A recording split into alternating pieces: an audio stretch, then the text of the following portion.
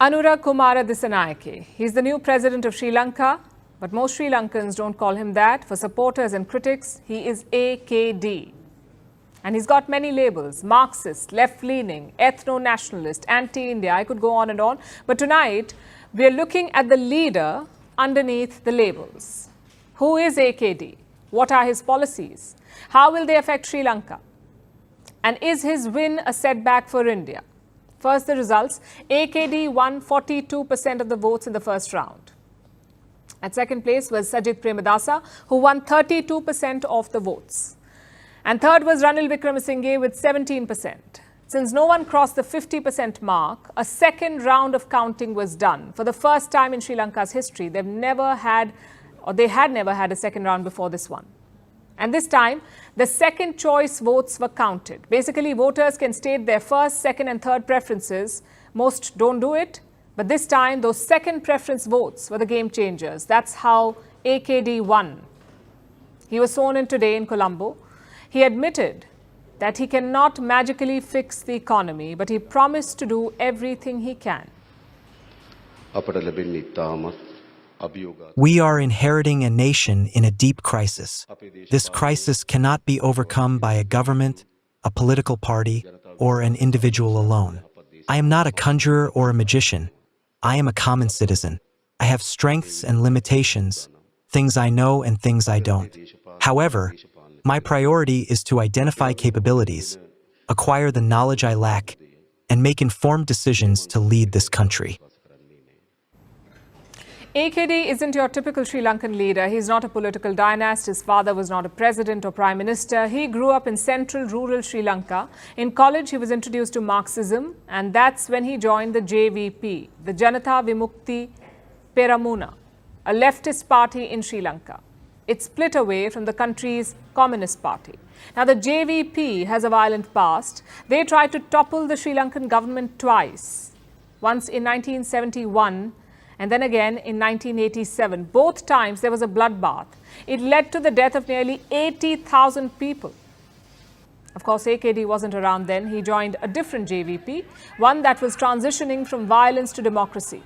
He became a member of parliament in the year 2000. He began leading the JVP in 2014. He contested the presidential election for the first time in 2019. The JVP has mostly remained on the fringes, but the 2022 debt crisis boosted them. Sri Lankans rejected the so-called mainstream politicians. They were fed up with corruption, mismanagement and dynastic politics, and that's what AKD tapped into.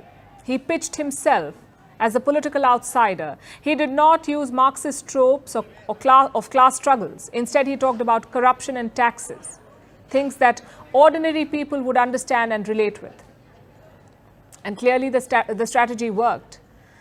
But his challenge is not over yet. AKD must form a functioning government. He must appoint ministers from the parliament. Just one problem, though. His party has just 3 MPs, including him. So how can AKD form a government? Well, he's expected to call for a snap parliamentary election. Until then, he can appoint a caretaker cabinet. So expect back-to-back elections in Sri Lanka.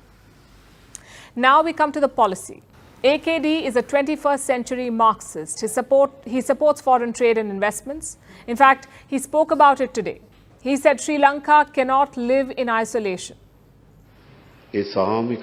Our country needs international support. Regardless of the power divisions in the world, we intend to work with other nations to benefit our country. We are not a nation that should be isolated, but one that must move forward collectively with others. Nonetheless, questions remain, especially on the IMF bailout. Sri Lanka negotiated a $2.9 billion deal in 2023. As part of it, some austerity measures have been introduced, like higher taxes and lower subsidies. AKD says that he will renegotiate this deal.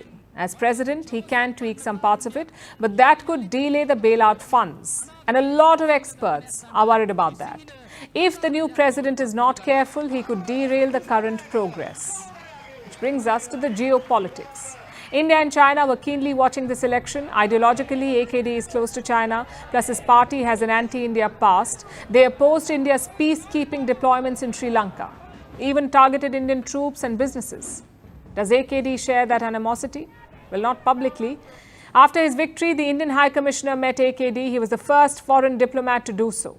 Prime Minister Modi also congratulated him.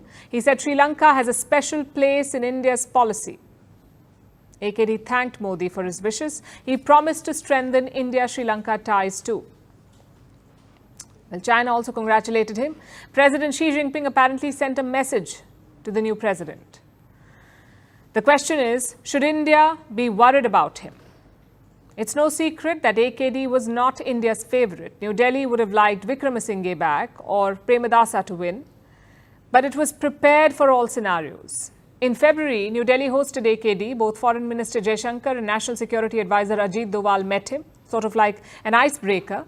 NSA Doval also travelled to Colombo last month. Again, he met AKD. So this result isn't a surprise for New Delhi. Not like the Maldives or Bangladesh. This time, India was prepared for it. As for the policies, it's a waiting game. No one really knows what AKD's foreign policy will look like. Consider the Chinese spy ship voyages. As a leftist, will he see them as imperialistic moves? Or will he give a fellow leftist country a pass? These are questions only time will answer.